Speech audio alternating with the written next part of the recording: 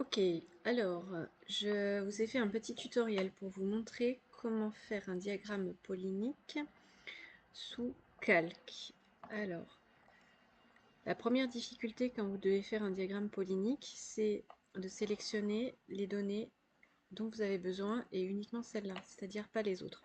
Donc faire un diagramme polynique, c'est exprimer le pourcentage de différents grains de pollen en fonction de la profondeur dans une carotte de tourbe, celle-ci variant selon le climat.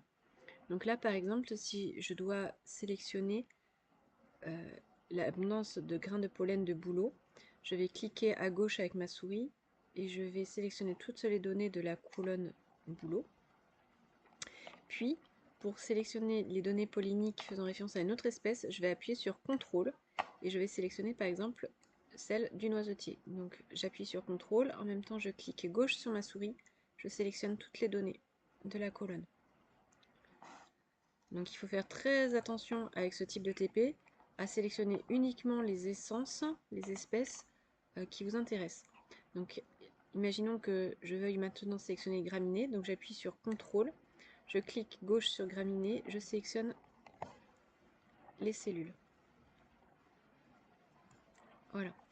Donc là par exemple, je vais pouvoir étudier l'abondance du pollen de bouleau, de noisetier, de graminées. Je vais rajouter le pain, donc je clique sur CTRL, je clique sur pain, clic gauche souris. Et voilà, je relâche CTRL, je relâche le clic gauche de la souris.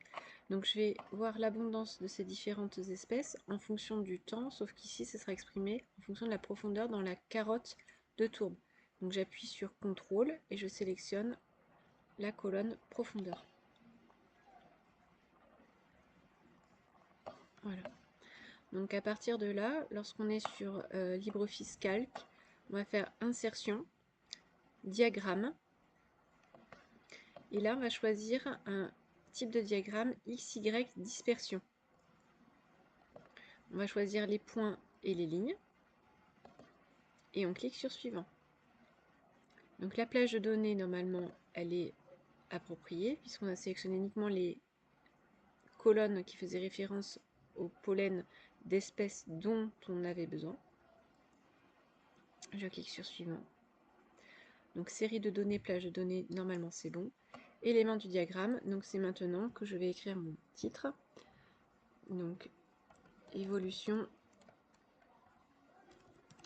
de l'abondance de pollen.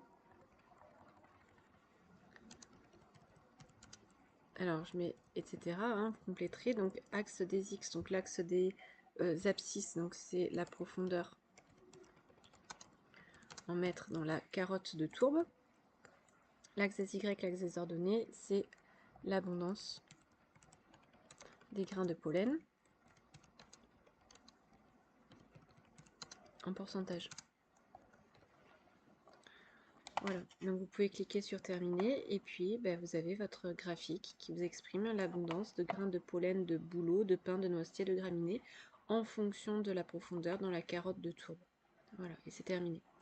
Alors ça c'est la première façon de faire, en sélectionnant uniquement les données qui nous intéressent en cliquant sur CTRL pour sélectionner les colonnes une à une.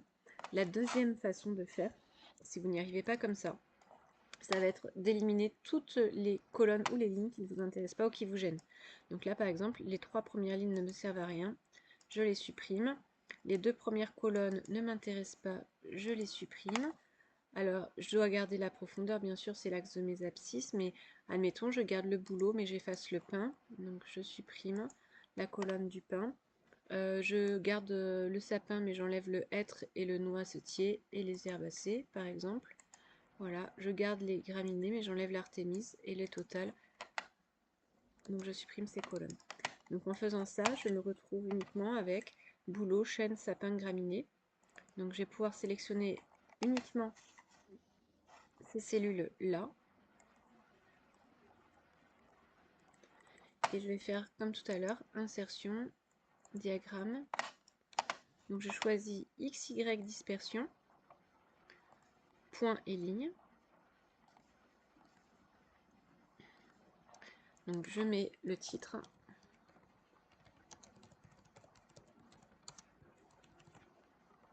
Je légende mes axes.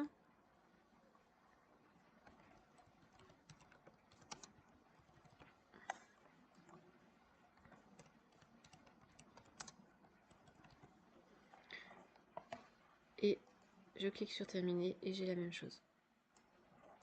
Voilà, donc deux manières différentes de faire un diagramme où vous exprimez l'abondance du pollen en fonction du temps ou en fonction de la profondeur dans la carotte, en ne sélectionnant que les données qui vous intéressent, qui sont pertinentes pour répondre à votre problématique.